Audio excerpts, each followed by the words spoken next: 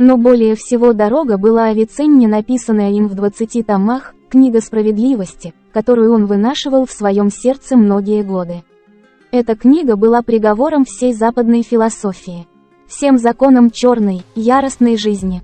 Но эта книга по нелепой случайности была похищена грабителями, и до сих пор ученые не могут найти рукописи.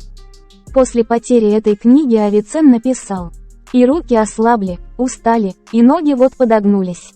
Пусто кругом, одиноко и пусто. Зачем, для кого я писал свои многотомные книги?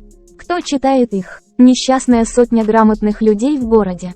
А потом приходит правитель, повелитель алчных воинов, и сажает этих ученых в ямы, выгоняет из дома. И книги горят, исчезают. Так много все рассуждают о силе познания, о торжестве разума. А сила, вот она, в жестокости.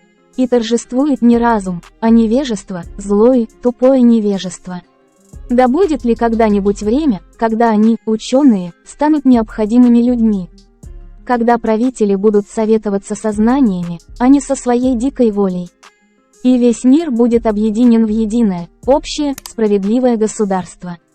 Без войн, захватов и убийств. Но, несмотря на все отчаяние и боль, надо все-таки подниматься.